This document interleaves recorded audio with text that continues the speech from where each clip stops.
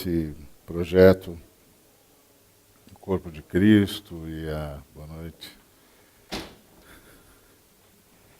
O Corpo de Cristo e a Terra,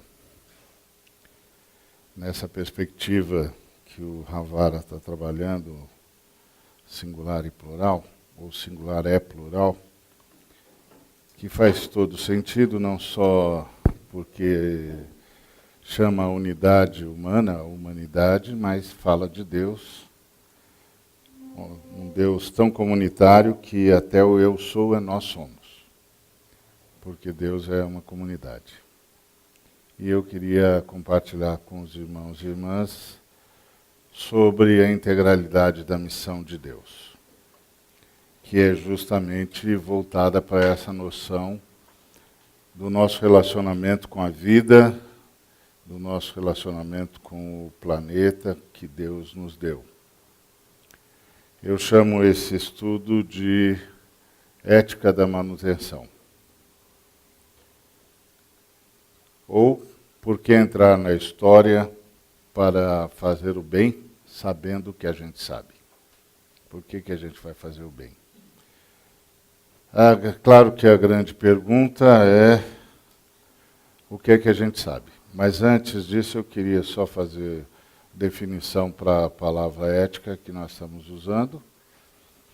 Eu estou usando a visão do Wise no dicionário, que é o estudo das finalidades últimas, ideais e em casos transcendentes, que orientam a ação humana para o máximo de harmonia, universalidade e excelência, o que implica a superação de paixões e desejos irrefletidos. Então, para nós, ética é o estudo das finalidades últimas e transcendentes.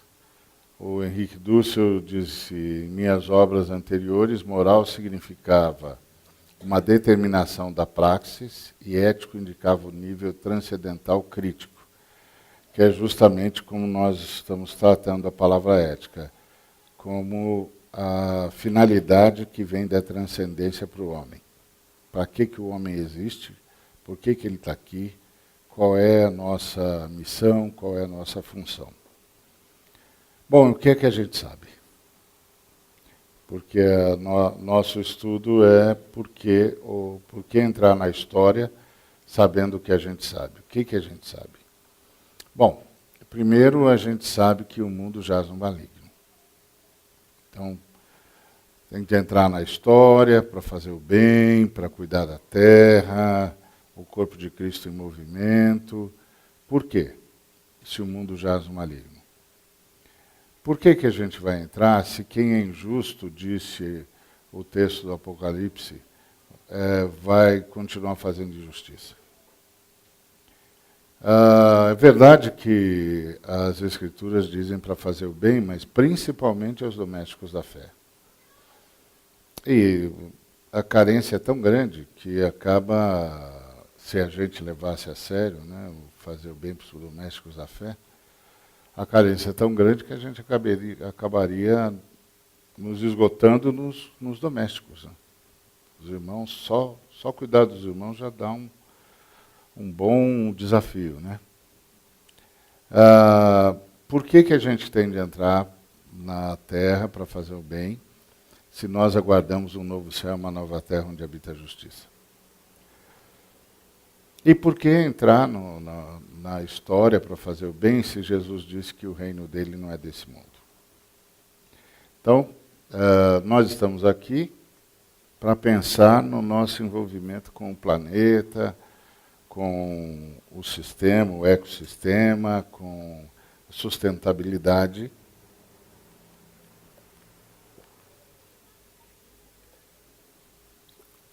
Como parte da missão da igreja, como parte da missão do povo de Deus.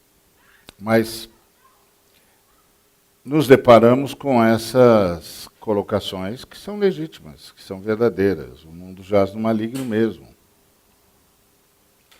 Quem é injusto vai fazer injustiça mesmo. Os domésticos da fé são prioridade mesmo. E, no final das contas, vem aí um novo céu, uma nova terra. onde finalmente vai habitar a justiça, que é o grande projeto de Deus, justiça. E o próprio Jesus diz que o reino dele não é desse mundo. Então como é que a gente faz? Baseado em que a gente entra na história para fazer o bem? Baseado em que a gente entra e se responsabiliza pelo planeta? Essa é a pergunta. E eu entendo que a gente entra na história observando os movimentos de Deus. Que a resposta às nossas perguntas, a essas perguntas que fizemos, está nos movimentos de Deus. Vou começar pelo segundo movimento.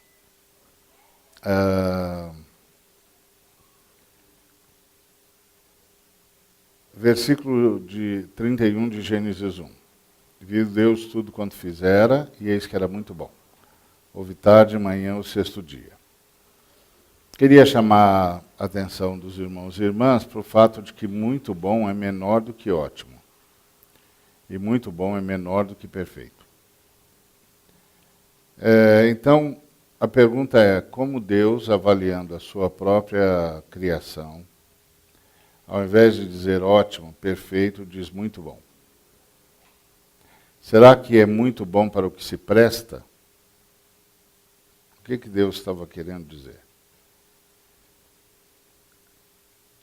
E certamente você já se deu conta da oposição que há entre Gênesis e Apocalipse.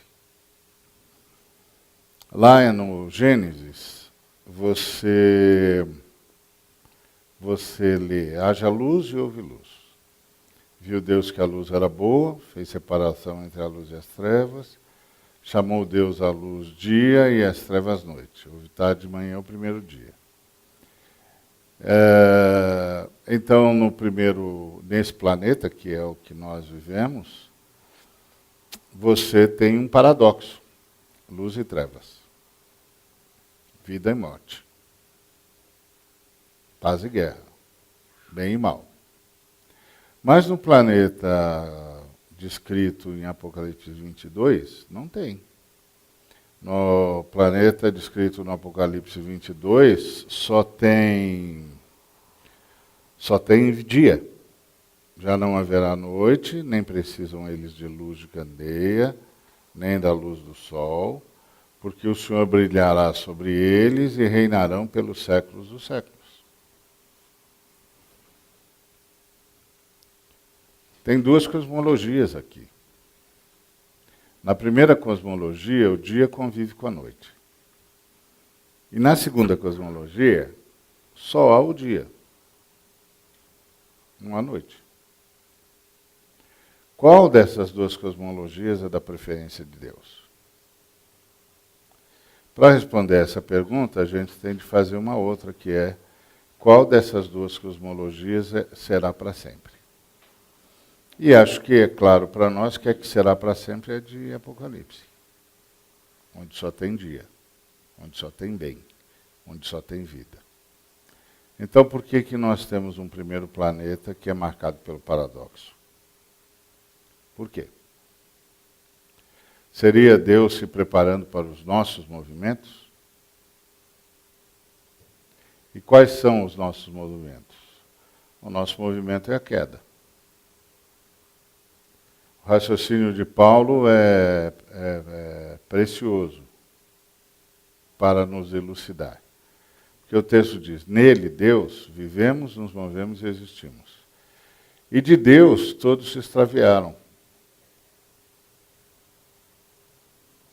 Bom, então a gente não existe mais, porque fora de Deus não existe nada, tudo que existe, existe em Deus.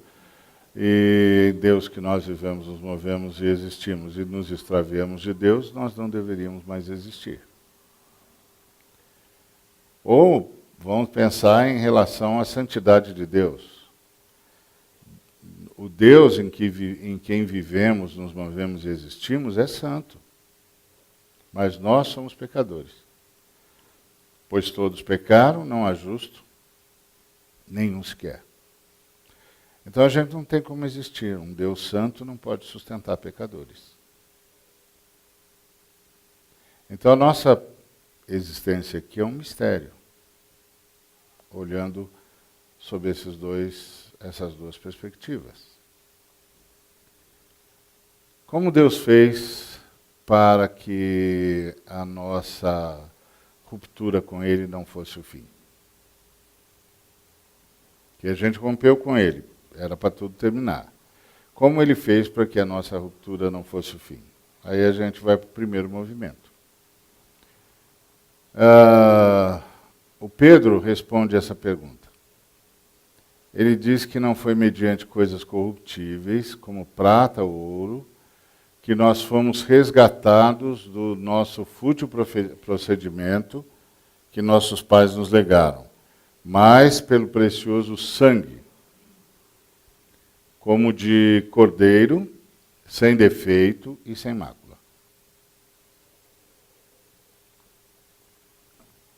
O sangue de Cristo. E aí ele chama a atenção para a gente que o sangue de Cristo é conhecido e efetivo desde antes da fundação do mundo. Então, o sangue de Cristo é anterior à criação. Ele é conhecido e efetivo antes da fundação do mundo, porém foi manifestado no fim dos tempos por amor de vós. O Pedro faz uma sugestão aqui muito rica. E a sugestão que ele faz é que quando nós olhamos para a cruz do Calvário, nós não estamos vendo exatamente o sacrifício, nós estamos vendo a manifestação do sacrifício. Porque o sacrifício mesmo é anterior à criação do mundo. Então, para que a nossa queda não fosse o fim, Deus resolveu tudo antes do começo. A primeira coisa que acontece é o Deus Filho se oferecer ao sacrifício. Então, onde é que nós estamos? Nós estamos no sacrifício do Cordeiro. Se Deus não pode nos carregar em estado de santidade, o pode em estado de santo sacrifício. Então, onde é que nós estamos sendo sustentados? Nós estamos sustentados pelo sacrifício do Cordeiro. Então, o sacrifício do Cordeiro não é apenas para que tudo pudesse ser salvo, mas é desde antes da criação. Portanto, o sacrifício do Cordeiro, ele foi feito não só para que tudo fosse salvo, mas para que tudo pudesse ser criado. Então, toda a criação está sustentada no sangue do Cordeiro. Então, graças ao sangue do Cordeiro, foi possível criar, manter a criação e resgatar a criação. Então, esse é o movimento de Deus. Mas a morte chegou, a gente rompeu com Deus e instalou a morte na nossa realidade, na realidade que Deus havia criado para a gente. Mas foi um fim que não termina. O texto diz, no suor do rosto comerás o teu pão, até que tornes a terra, pois dela foste formado, porque tu és pó e ao pó tornarás. A morte é, por definição, o fim de tudo. Como é que Deus fez para que a realidade da morte não fosse o fim? Porque quando nós rompemos com Deus, independente de tudo que do sacrifício prévio, do sacrifício anterior à criação, inclusive sacrifício para que houvesse criação, porque antes de dizer haja luz, Deus disse haja cruz. Então, o sacrifício para que houvesse criação, esse sacrifício vai ter de lidar com o fato de que a morte veio fazer parte da nossa realidade. E como é que Deus fez para que essa realidade da morte não significasse o fim de toda a criação? Deus deu um nó na morte. Deus criou uma realidade de sacrifício e de ressurreição. Onde a árvore que tomba alimenta que vai nascer, onde a primavera é a ressurreição do que morreu no inverno. Deus criou um mundo provisório porque Deus criou um mundo preparado para a nossa queda. Deus fez um mundo onde a morte presta serviço à vida. Deus fez tudo já sabendo tudo de nós. Sabendo tudo que nós faríamos. E aí Deus fez tudo para não só a gente existisse, mas para que Ele conseguisse nos manter e, então, nos resgatar. Agora, tem uma outra questão que precisa ser resolvida, que é o que a queda fez conosco. Ele trouxe a realidade da morte, e foi um fim que não termina, mais ou menos como um juiz que é de futebol, que apita o fim do jogo, e os jogadores continuam jogando futebol, continuam jogando a partida. Porque Deus não permitiu que a morte que chegou fosse o fim de tudo imediatamente. Mas a chegada da morte trouxe uma questão.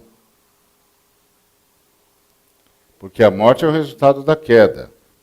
Se é verdade que a morte não atuou de forma definitiva, também é verdade que com a morte algo aconteceu conosco. O que a queda fez conosco? E quem responde isso é o apóstolo Paulo. Ele diz que a queda fez de nós pessoas que não são justas, que não têm capacidade de entender, que não buscam a Deus, que estão extraviadas, que são inúteis, que não fazem o bem.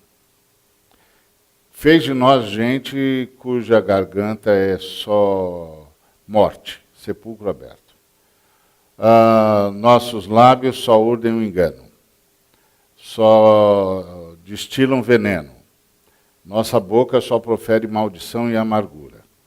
E os nossos pés são velozes para derramar sangue, nós somos assassinos. E nos nossos caminhos só há destruição e morte. E nós não sabemos o caminho da paz. E diante dos nossos olhos não tem nenhum respeito por Deus. Isso foi o que a queda fez conosco. Lá em Gênesis 3, a gente tem a descrição de como nós caímos. Mas aqui em Romanos 3, a gente tem a descrição do que é que isso significa. Do que isso significou. Só que a gente não vive tudo isso. Mas era para viver. Então o que aconteceu? Aconteceu um outro movimento de Deus. Antes da gente ver o outro movimento de Deus, vamos pensar um pouquinho sobre a realidade ou a relação entre a nossa queda e o mal. Como nós sabemos, Deus é o bem supremo. E logo, romper com Deus é assumir-se ser exatamente o contrário do que Ele é. O mal, antes da queda, era só uma teoria. De impossível concreção. Nunca ia ser realizado. Por quê? Porque para ele se concretizar, precisava de um Deus, de um antideus, um ser independente de Deus que assumisse o mal. Mas não tem um ser independente de Deus. Não existe. A antítese de Deus é só uma teoria. É só uma elaboração teórica. Que não tem como se concretizar. Não tem um antideus. Não existe um ser do mesmo tamanho da Trindade que seja o oposto da Trindade. Não tem. Então o mal, impossível. A menos que Deus decidisse manter existindo um ser dependente dele, que com ele tivesse rompido. Então esse ser dependente de Deus, que rompeu com Deus, agora vai expressar no máximo da sua possibilidade existencial, que ainda é infinitamente menor que a de Deus, mas no máximo da sua existência, ele vai expressar o que é o contrário de Deus, que é o que nós chamamos de mal. Então o mal só era possível como escolha, mas não como modo de vida. Por quê? Porque nós somos seres dependentes. Então é assim, você rompe com Deus, mas não consegue viver sem Ele, tá certo? Porque não é a gente que banca a nossa existência. Quem banca a nossa existência é Deus. Nós não somos seres autoexistentes. Nem Satanás é um ser autoexistente. Nenhum anjo é um ser autoexistente. Todos os seres vivos, tudo que existe no universo é bancado, é sustentado pela Trindade. Sem a Trindade é impossível viver, é impossível existir, é impossível sobreviver. Sem a Trindade é a ausência, é a aniquilação, é desexistir. Então, o mal, por que o mal é percebido na nossa realidade? Não é porque o mal é percebido na nossa realidade. Ele só é percebido na realidade da queda, que é a nossa realidade. Porque a nossa existência foi mantida apesar da nossa escolha.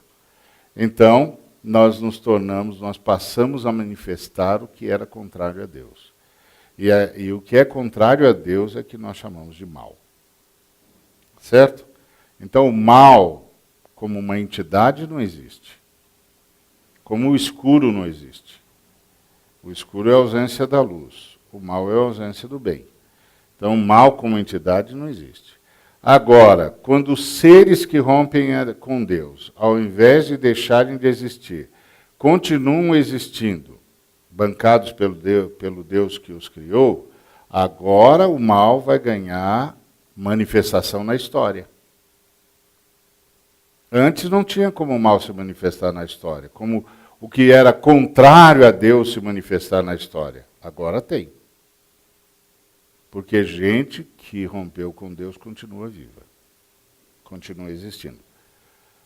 Então a existência é um milagre. Nós caímos. A queda compromete a existência. Então existir já é um ato da providência divina. Todo mundo que existe, convertido ou não, existe por causa do sacrifício do Cristo. Então, o sacrifício do Cristo não apenas torna possível o resgate da criação. O sacrifício do Cristo é que torna possível a criação.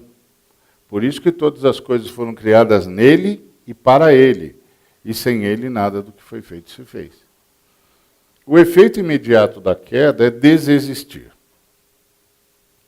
Nós continuamos a existir apesar da queda. Logo, a providência divina é anterior à queda. Porque só impede a desexistência o que lhe é anterior. Se Deus dissesse para mim assim, Ari, se você tocar no computador, você vai deixar de existir? E Deus sabe que eu sou teimoso e eu vou tocar no computador, e Deus decide que vai me manter vivo, mesmo se eu tocar no computador, seja o que for que Deus vai fazer para me manter existindo depois que eu tocar no computador, Ele tem de fazer antes ou depois de eu tocar? Antes. Então, por isso que o sacrifício de Cristo é conhecido e efetivo desde antes da fundação do mundo. Então, só que a questão da maldade é uma questão muito grave. Se a questão da maldade não fosse resolvida, manter a gente seria trocar 6 por meia dúzia. Por quê? Porque a gente ia fazer tanto mal, tanto mal, tanto mal, que Deus ia ter de destruir a gente, como quase fez no dilúvio. Então, o que foi que aconteceu? Terceiro movimento. Qual é o terceiro movimento de Deus? Então, o segundo movimento de Deus, que foi por onde começamos, foi criar um planeta provisório. O primeiro movimento de Deus, como nós vimos, é o sacrifício prévio. Antes de Deus criar todas as coisas, o Deus Filho se fez o Cordeiro de Deus que tira o pecado do mundo. E qual é o terceiro movimento? O terceiro movimento é como Deus enfrentou a questão do mal. Aí a providência divina atuou e atua primariamente na manutenção da humanidade. Por que manutenção? Porque o ser mantido está contaminado pelo mal. E se o mal não for contido, a existência será marcada pela maldade plena e vai se tornar intolerável para Deus. Nós chegamos muito perto disso lá no dilúvio. Daí a providência mantém a qualidade da existência pela transmissão dos atributos comunicáveis de Deus. Ou, em bom português, Deus nos emprestou a sua bondade. Então, todas as vezes que a gente vê o bem, não importa em quem, a gente está vendo o empréstimo de Deus. A gente está vendo o milagre de Deus. A gente está vendo Deus emprestando para a gente a sua bondade, para que nós não nos tornássemos bestas feras. E nem covis de demônios. E para a vida ter sobrevida e viver ser possível. Imagina se o mundo tivesse dividido em dois grupos de seres humanos. Os que são cheios do Espírito Santo e os que são gadarenos. Imagina. Como é que a gente ia sair na rua? E se o camarada do meu lado tem um surto de gadarenice? Não é? Sei lá o que pode acontecer com esse homem. Vou pegar o carro, aí tem do lado de cá está um gadareno dirigindo e dá um surto de gadarenice nele. E aí? Quem segura esse homem? Entrar em avião, então, nem pensar. Não é? Quero a folha corrida espiritual do piloto, senão não entro mesmo. Porque a vida seria impossível. Então, como é que Deus deteve a maldade em nós? Emprestando a nós a sua bondade. Nós chamamos isso de marco moral. Nós dizemos que todos os seres humanos têm uma noção do marco moral, o que é certo, o que é errado, o que é bom, o que é mal, o que é justo, o que é injusto. Como é que eles têm? Empréstimo de Deus. Deus emprestou. O Paulo disse isso em Atos 14, 17, quando ele disse que Deus não se deixou ficar sem testemunho, mas deu-nos dos céus tempos frutíferos e encheu o nosso coração de alegria e de fartura. Essa alegria e fartura é esse empréstimo da bondade de Deus, para que a gente não fosse bestas feras. Então, por quê? Porque para acabar com o mal, Deus tem de destruir os maldosos. Porque o mal não existe. O que existe são maldosos. Seres que romperam com Deus e que manifestam tudo que é contrário a Deus dentro da sua limitação existencial. Mas manifestam tudo que é contrário a Deus. Como é que acaba com o mal no mundo? Destruindo os maldosos. É claro que alguns de nós terão a tentação de dizer, então faz isso, Deus. O problema é que a gente não sabe qual é o gabarito de Deus. Pode ser que a gente também não passe. Então é melhor deixar do jeito que está.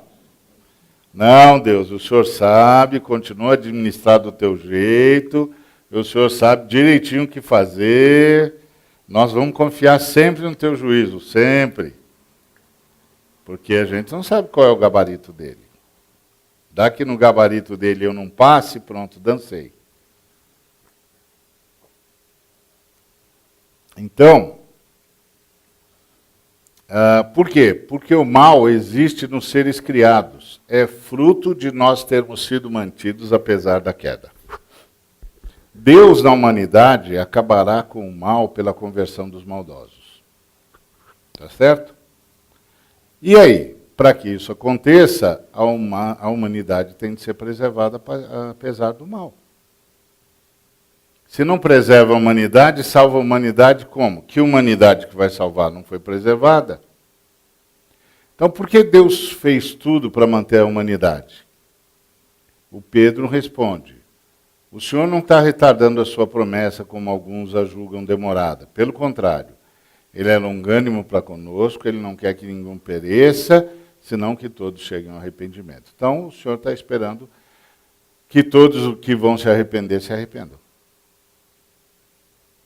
E para isso a humanidade precisa ser preservada, a história precisa ser mantida, até que todo mundo que tem de ser alcançado seja alcançado.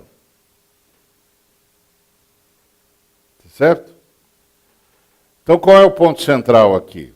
ponto central é que Deus providenciou tudo para a nossa existência ser mantida e prolongada, para que a salvação pudesse alcançar os prisioneiros do tempo.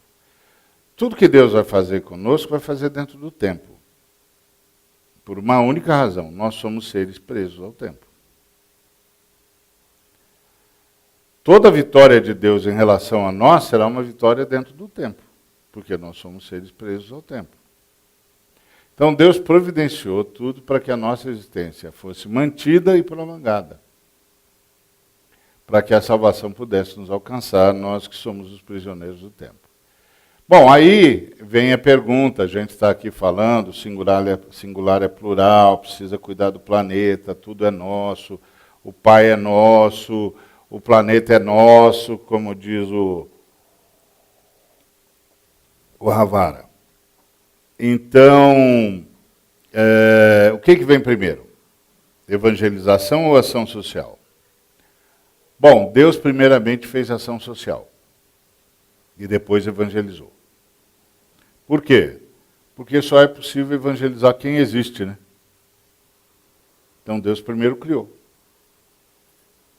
depois se apresentou. E levou um tempão, depois do dilúvio levou um tempão para se apresentar. Mas foi mantendo todo mundo. Só não se apresentou. Depois de um tempão que a gente estava aí sem manifestação de Deus, um arameu errante ouviu uma voz que invadiu as entranhas dele, que disse: Abraão, sai da tua parentela, sai da casa do teu pai e vai para o lugar que eu te mostrarei. Mas viu só, já tinha gente tudo quanto era canto. Deus demorou para se apresentar. Então, primeiro Deus fez ação social e depois evangelizou. Nós fazemos as duas coisas juntas. Mas se a gente vai discutir o que é que faz primeiro, Deus primeiro fez ação social, depois é que ele evangelizou. Então o que nós fazemos? Nós fazemos as duas coisas juntas. Então Deus, para salvar, mantém. O nosso papel é imitar Deus, mantendo a criação pela cooperação com a providência. Então quando o Ravara insiste nessa visão ecológica, sustentabilidade, meio ambiente e tal, Deus o está usando para nos chamar a atenção para o fato de que nós temos de cooperar com a providência divina. Porque foi assim que Deus fez. Primeiro Deus criou, fez ação social, sustentou, depois ele veio se apresentar. E a gente faz o bem porque vê Deus fazendo o bem, viu os movimentos de Deus. Qual foi o primeiro movimento de Deus? O primeiro movimento de Deus foi o sacrifício. O segundo movimento de Deus foi criar um planeta provisório. O terceiro movimento de Deus foi emprestar a sua bondade para que a gente pudesse sobreviver com uma qualidade mínima de vida. E aí depois ele veio em carne e osso para nos buscar. Então, qual é o nosso papel? Imitar Deus, mantendo a criação pela cooperação com a providência. Então, a ordem de Deus é muito clara. Jesus disse: brilhe a vossa luz diante dos homens. Por quê? Porque o temor do Senhor prolonga os dias da vida. Então, quando a gente faz o bem, o camarada passa a glorificar a Deus, passa a temer a Deus, vive mais. Vive mais, muda a sociedade.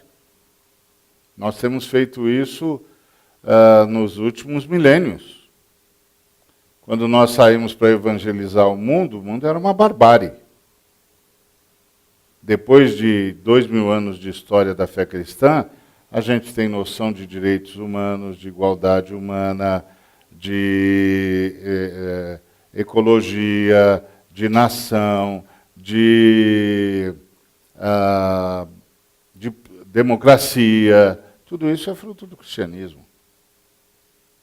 Um dia desses perguntaram para um filósofo se os cristãos não eram um estorvo na luta pelos direitos humanos.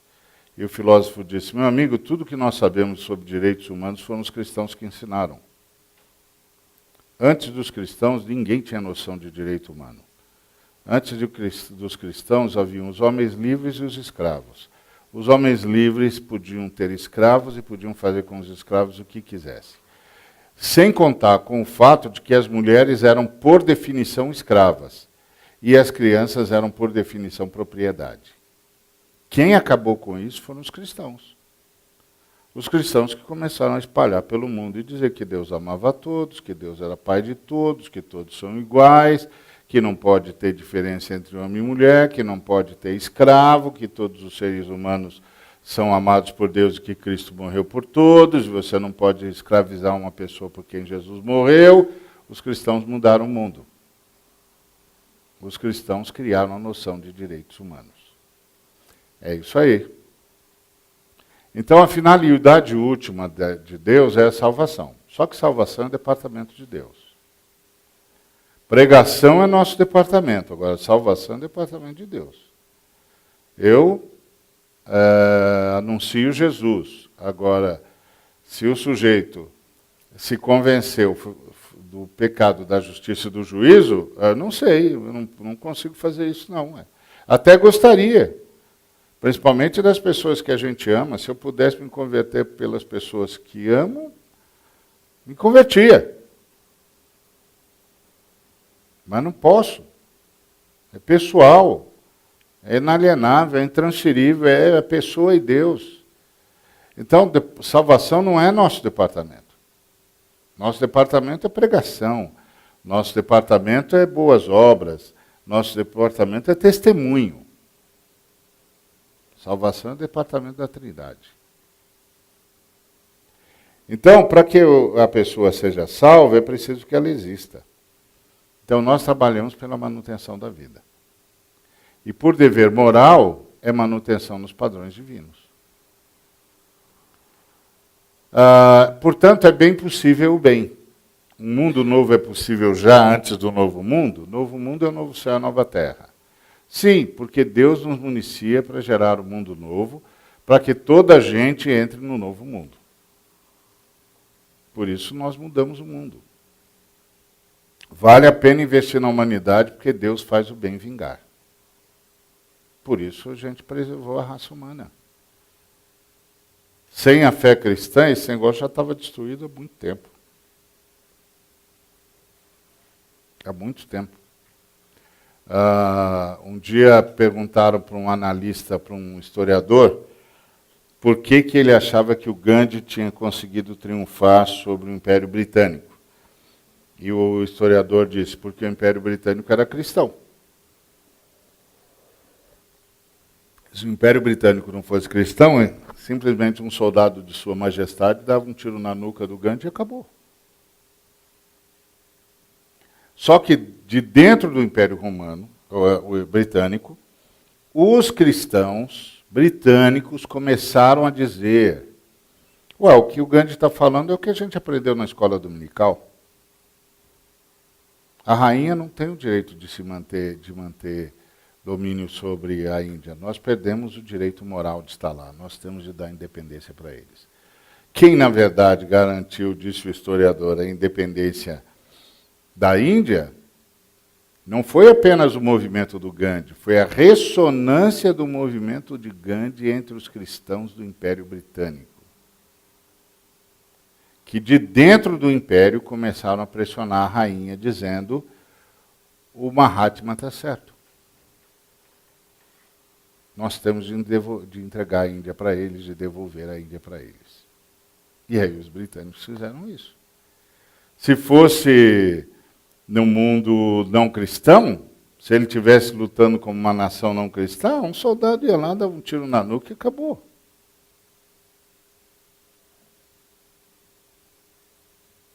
Mas ele estava lutando contra cristãos. E aí os cristãos começaram a ficar sensíveis à voz dele. Então, é bem possível bem, porque Deus nos municia para gerar um mundo novo, para que toda a gente entre no novo mundo, que é o novo céu e a nova terra. Agora, os padrões do reino para o bem aparecem nas falas de Jesus, são guias para políticas públicas. Tive fome, segurança alimentar, tive sede, cuidado dos recursos hídricos, era forasteiro, programa de direitos humanos, estava nu, programa de moradia, de educação, de transporte, de tudo que dá ao ser humano a acessibilidade necessária para sobreviver às intempéries e às necessidades do dia a dia. Estava enfermo, um programa de saúde, tanto preventivo como hospitalar. Estava preso, um programa de justiça ágil, barata, acessível a todos, universal, um sistema penitenciário que corrija o homem e não o degrade. Está na fala de Jesus. São guias para políticas públicas. O reino, em seus padrões, convoca a igreja a atacar toda forma de dominação. O Senhor disse, eu deixo a vocês a minha paz, não o vou dou como o mundo a dá. Naquela época, quem era o mundo? O mundo era o Império Romano. E qual era o apelo romano? A paz. Quando você perguntava para um romano, por que vocês estão fazendo isso no mundo? O romano se justificava. Nós estamos implantando a paz. E aí Jesus disse, a minha paz vos dou, não vou lá dou como o mundo a dá. Ou seja, minha paz não é igual dos romanos. Não se turbe o vosso coração e não tenham medo. Jesus, então, está combatendo o bem-estar romano, a paz romana, e de qualquer sistema baseado no uso do poder. Qualquer sistema, até o religioso. E a paz do Cristo é a paz do serviço. Porque quem quiser ser o primeiro entre vós, será o vosso servo. O que mais? Há exemplos que exemplos que a gente tem de uma perspectiva dessa? Algumas perguntas vão ser feitas. Há políticas que mantêm a vida com a qualidade desejada? Há comportamentos públicos que mantêm a vida com a qualidade que faz jus? Há modelos econômicos que preservam a vida com a qualidade que se busca? A que modelos de progresso devemos privilegiar? Então, nós cristãos temos um modelo através do qual nós decidimos tudo, que é o modelo do Cristo, que é o modelo de justiça, o modelo de direitos humanos, o modelo de políticas públicas para o bem de todos.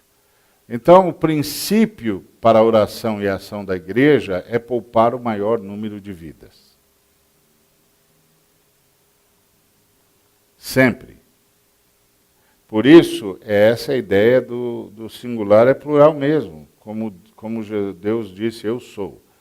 Como Deus é uma comunidade, em Deus eu sou é nós somos. Se em Deus até o eu sou é nós somos, por que na humanidade age como se o singular não fosse plural? Como se cada coisa que eu fizesse não afetasse todo mundo? Então eu tenho que saber o que eu estou fazendo. Porque tudo que eu faço afeta todo mundo. Literalmente, sem exagero, tudo que eu faço afeta todo mundo. Porque esse negócio vai se multiplicando geometricamente. Então a ideia é essa mesmo. Singular é plural. Tudo que eu faço afeta todo mundo. Se eu não cuido da água aqui, isso vai se desdobrando lá. Se eu não cuido da terra aqui, isso desdobra lá. Se eu não cuido da vida aqui, desdobra lá. Se eu não cuido da fauna, da flora aqui, desdobra em tudo quanto é canto do mundo.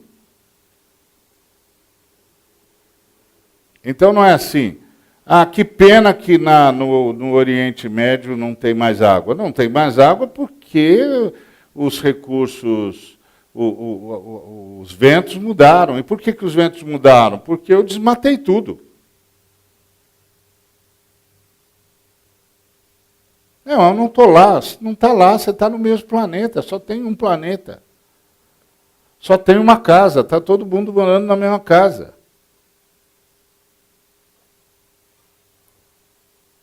É como um cara, uma família dentro de uma casa, em que o camarada chega e o outro, o filho, o pai, o tio, está destruindo uma parede. Aí ele diz, por que você está fazendo isso? Olha a parede do meu quarto, eu quero alargar. Essa parede é coluna, essa parede é coluna. Se você derrubar essa parede, a casa cai. Você não pode derrubar essa parede. Não, mas é meu quarto. Não tem seu quarto aqui.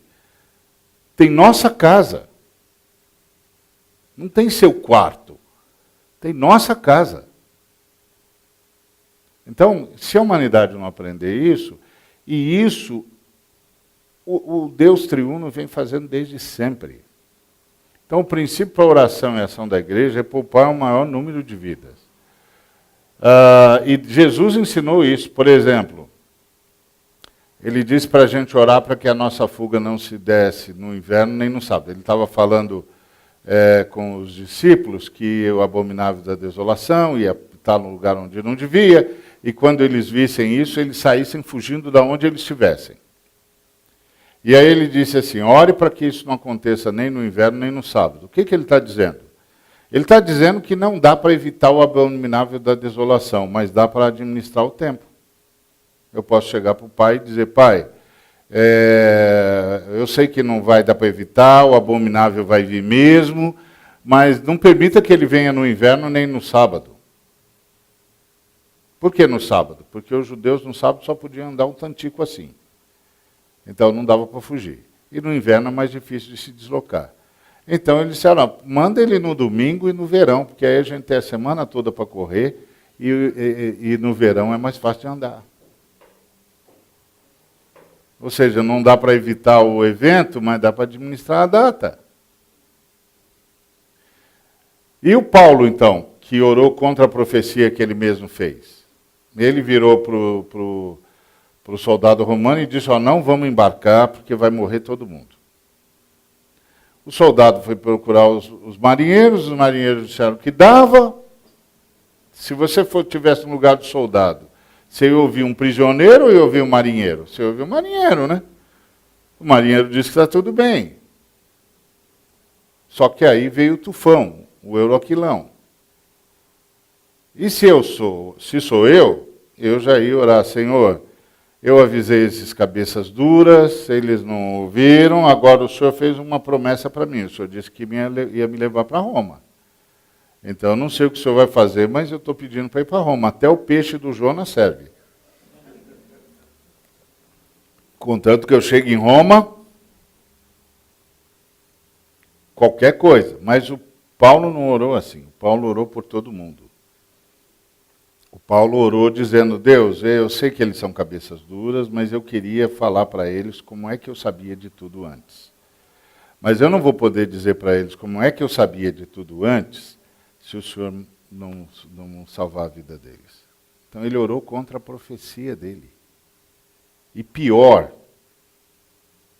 Deus atendeu. Deus atendeu, cancelou a palavra profética. O anjo do Senhor apareceu para ele no 14º dia e disse, e eis que Deus, por sua graça, te deu todos quantos navegam contigo. Então, nosso trabalho é poupar vidas. Portanto, nossa ação na história é cooperar com a providência divina para que a sociedade tenha sustentabilidade, para que a mensagem de Cristo chegue a mais lugares e a mais pessoas. Essa é a nossa missão. É claro que isso significa que nós temos agora um parâmetro para decisão. Por exemplo, células-troncos. Elas permitem clonagem, mas elas permitem vários tipos de clonagem. Que tipo de clonagem mantém a vida? Tem uma que a célula só desenvolve o órgão que a gente precisa. Então, vamos repensar. Os embriões que seriam descartados ganham dignidade no uso para a salvação de seres humanos? Nós já cometemos uma falha, a ciência já cometeu o que nós chamaríamos de falha, que é separa um montão de embrião para fertilidade in vitro que não vai ser usado.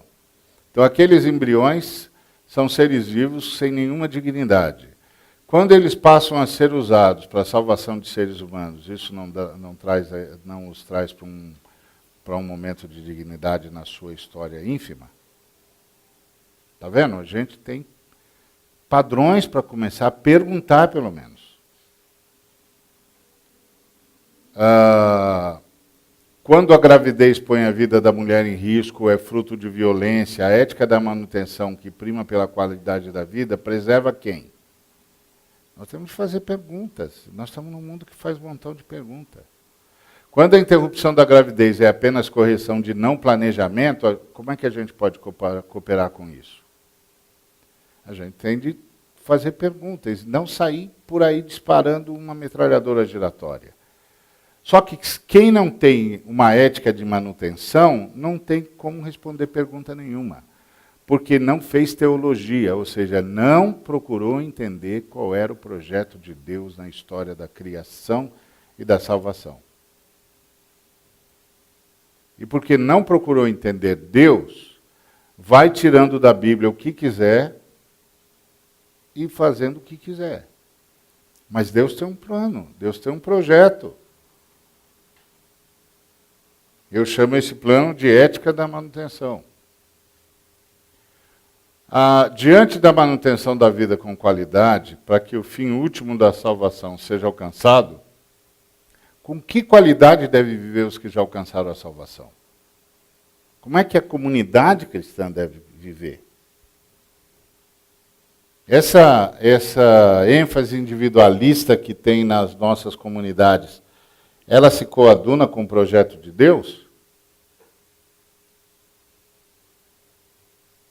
Esse singular que não é plural, ou pelo contrário, é a negação da pluralidade da igreja, isso é de Deus? Esse montão de eu que tem nas nossas canções, nas nossas pregações, para mim, meu Deus, para mim, minha bênção, minha isso, meu aquilo, meu lá, o que isso tem a ver com o plano de Deus? O que isso tem a ver com o projeto de Deus? Como é que os cristãos vão viver se a fé que devia nutrir a cooperação se tornou competição? Se agora a gente fica tentando descobrir quem é que tem mais fé, e aí julga quem tem mais fé e quem tem menos fé com a riqueza que o camarada tem. Então, se ele é mais rico, não é porque ele é um explorador, é porque ele tem mais fé. Então, os caras mais crentes do mundo são os 84 seres humanos detectados pela ONU, que sozinhos detêm 46% do PIB do planeta. Eles são os mais crentes. Porque se fé é medida por prosperidade, então esses 84 estão nadando de braçada. Não dá nem para ficar chateado com os caras. Que pena que eu não tenho a fé que eles têm, senão eu seria um dos 84. Cara, isso é um absurdo. Só pensar nisso é um absurdo. Isso não tem nada a ver com a fé cristã. Isso não tem nada a ver com Jesus. Então, não seria salvação necessariamente uma vida com qualidade plena? O que é que nós chamamos de salvação? É algo intimista ou é o crescimento do ser humano também? Como é que vive uma comunidade salva? Como são seus relacionamentos? Para responder essas perguntas, precisa saber o propósito de Deus. O que está subsumido nessa ética? Primeiro, não há determinismo. Não há determinismo. Essa história de que o sujeito nasceu no lugar que Deus queria que ele nascesse. O sujeito viveu no lugar que Deus queria que ele vivesse. Tem o corpo que Deus queria que ele tivesse. Mora na casa que Deus quer que ele more. Vai morrer no dia que Deus quer que ele morra. Não está na Bíblia. Não está na Bíblia. Uma vez uma moça virou para mim e disse assim: pastor, eu não sei por que foi que Deus me fez assim. Eu falei: não foi Deus que fez você assim, minha filha.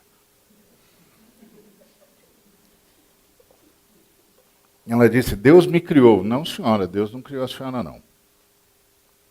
Você está brincando comigo? Eu? Não, nem brincalhão eu sou.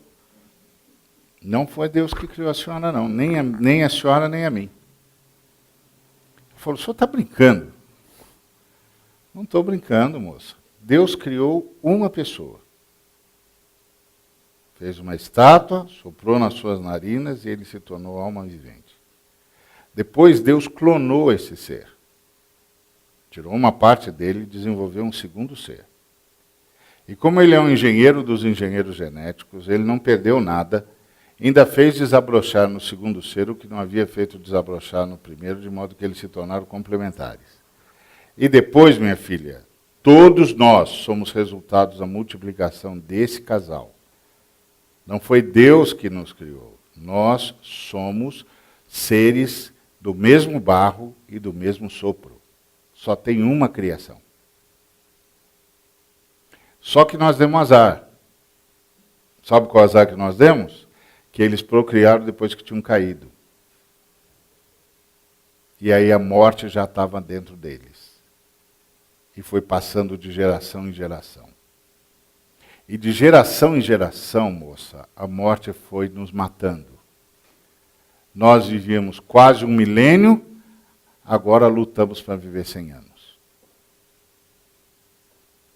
A morte foi nos matando. Não foi Deus que me criou. Eu sou fruto de uma loteria genética que vem desde tempos perdidos na memória. Eu carrego dentro de mim uma carga genética que conta milênios de história, moça. Milênios de história. O que Deus está fazendo é nos salvando de tudo que a morte tem feito em nós. Então, Deus não mandou você nascer no dia tal, nem fez você morar na casa tal. Deus deixou claro que abençoaria a multiplicação humana. Se nascer, vai ter espírito. Se nascer, vai ser amado. Se nascer, vai ser anunciado a ele o plano da salvação. Ponto. É isso que está escrito na Bíblia. Agora, que Deus já sabia de você antes da fundação do mundo, que Deus amou você antes da fundação do mundo, isso é verdade. Mas isso é verdade por causa da onisciência de Deus.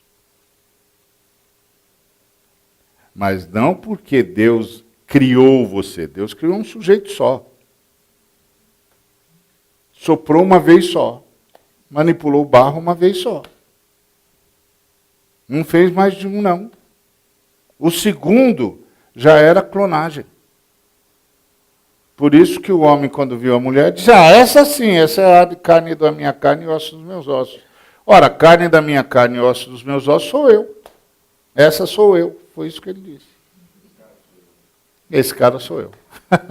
No caso, essa cara sou eu.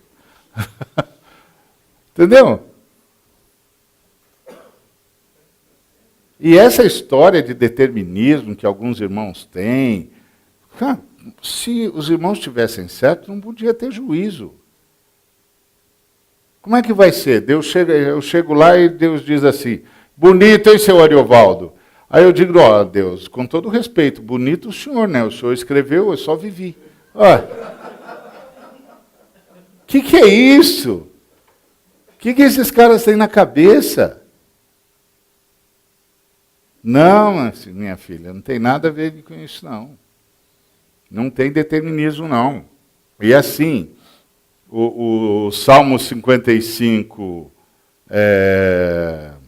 23, por exemplo, ele vai dizer uma outra coisa. Ele vai dizer, tu, porém, ó Deus, os precipitarás à cova profunda. Homens sanguinários e fraudulentos não chegarão à metade dos seus dias. Ou seja, dependendo do jeito como o sujeito não vive metade do que podia viver.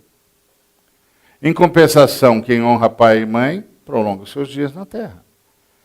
Quem vive pela espada, morre da espada. Está cheio. A Bíblia diz que até os crentes morrem mais cedo porque tomaram a ceia sem distinguir o corpo de Deus. Da onde que o cara tirou esse determinismo? Isso não existe. A fé cristã não é determinista, não é nem kármica nem determinista. O Islão é determinista. As crenças na reencarnação são deterministas. Nós não somos kármicos. Não tem determinismo na fé cristã, tem responsabilidade moral. Não quer dizer que na fé cristã não tenha determinações. Determinações tem, porque Deus administra a história da redenção e interfere na história comum todas as vezes que a história comum, de alguma maneira, vai tangenciar a história da salvação. Coisas diferentes. Porque a interferência da história periférica é para manter a qualidade de vida, para mais pessoas entrem na história da salvação e para que essa história da salvação não sofra solução de continuidade. Queda do Império Romano, por exemplo. O livro do Apocalipse, antes de ser um livro sobre o fim do mundo, é um livro sobre o fim do Império Romano. Então a história periférica é o lugar da missão de Deus. Ok? Então qual é o nosso papel? O nosso papel é buscar a vontade de Deus e sermos esses instrumentos de manutenção da vida, enquanto anunciamos a presença do Cristo entre nós, a possibilidade do novo nascimento, e demonstramos o amor de Deus através das nossas boas obras, trabalhando pelo bem da humanidade, para que a humanidade tenha sobrevida, para que a gente possa pregar mais para mais gente, e isso significa que nós temos de manter o planeta. Porque a humanidade não tem outro lugar para viver, por enquanto, pelo menos. Só tem um planeta. Então a gente tem de dizer para os colegas, escuta, Xará, você está vivendo num padrão que para você viver num padrão tinha de ter 3 planetas, cara. Mas não tem. Tem um só. Que está começando a morrer feio. E aí você tem de decidir de que lado que você está. Se você está do lado da vida, ou está do lado da morte. Se você está do lado de Deus, ou está do lado do diabo. Porque quem quer destruir o planeta Terra é o diabo. Deus quer regenerá-lo, como nos regenerou. E vai fazer isso no tempo certo. Então, Deus tem um projeto. Esse negócio não está à deriva. O Antigo Testamento e o Novo Testamento estão interligados. Deus não fez um montão de tentativa, não deu certo, agora tenta outra coisa. Não, isso é um projeto. É um projeto levando em consideração a liberdade humana. Deus conseguiu uma proeza. Deus conseguiu garantir o fim da história sem usurpar a liberdade do ser humano. Isso é extraordinário.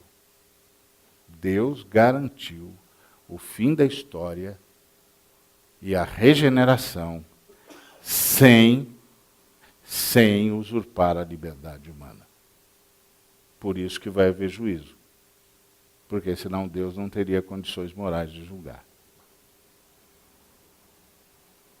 E fez isso porque o Deus Filho se dignou a se fazer o Cordeiro de Deus que tira o pecado do mundo.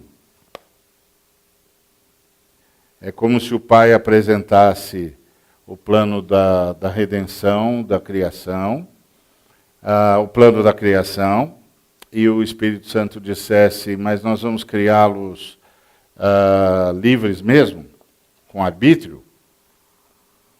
Vamos criá-los com arbítrio? Vamos. Nós somos seres com arbítrio, eles são seres à nossa imagem, serão seres com arbítrio. Aí o Espírito diz, mas o arbítrio deles vai fazê-los, vai levá-los a se voltar contra nós. E o Pai diz, eu sei. Mas se eles se voltarem contra nós, eles vão ter de deixar de existir. Porque tudo que existe, existe em nós. Aí o Pai diz, não, mas a gente pode mantê-los. E o Espírito diz, bom, lembre-se que nós não podemos negar-nos a nós mesmos. Então nós não podemos abrir mão do princípio de justiça que norteia nossas ações. E o princípio de justiça diz que aqueles que se rebelam contra nós perdem o direito de existir. Aí o pai diz, bom, mas a gente pode se responsabilizar por eles. O Espírito diz, olha, se responsabilizar por eles significa que nós vamos criá-los sabendo que eles vão se rebelar. Então vamos criar seres para rebelião. Que eu vou ter de morar em gente que vai continuar se rebelando.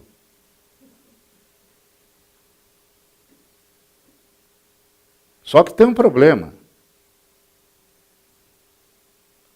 Não tem como mantê-los vivos, a não ser à custa da morte de um de nós. Aí o filho que está o tempo todo participando da conversa diz, eu vou. Eu banco o processo. Eu dou a minha vida. E naquele dia o Deus Filho se fez o Cordeiro de Deus que tira o pecado do mundo. Então é por isso que tudo existe. Por isso que tudo foi mantido e por isso que tudo pode ser resgatado e será. E nós estamos nessa história. Agora, como os cristãos foram se esquecendo disso, a fé cristã também vai virando uma bandalha. Você ouve alguns colegas falando e você diz, isso é uma bandalha, companheiro. Ô irmão, isso é uma bandalha. O que você está fazendo com o Evangelho? Você não entendeu o projeto de Deus, homem. De onde você tirou isso? Mas é porque a gente não presta mais atenção. Por isso, o singular é plural mesmo. Porque o nosso Deus, que é plural, garantiu isso. Como eu gosto de dizer, Deus é tão comunitário que até o eu sou é nós somos. Então, por isso, um seminário sobre nosso envolvimento com o planeta, com a fauna, com a flora, com os seres animados e inanimados, faz todo sentido. Porque este planeta é provisório, mas tem de ser mantido. Porque é na provisoriedade desse planeta que a história da redenção se desenrola. E aí nós temos de tomar todas as decisões baseados na consciência que nós temos da história da redenção. É isso. Deus abençoe. Muito obrigado. Uma alegria estar com vocês. Amanhã tem mais, se Jesus permitir. Se ele vier nos buscar, a gente termina a conversa enquanto sobe.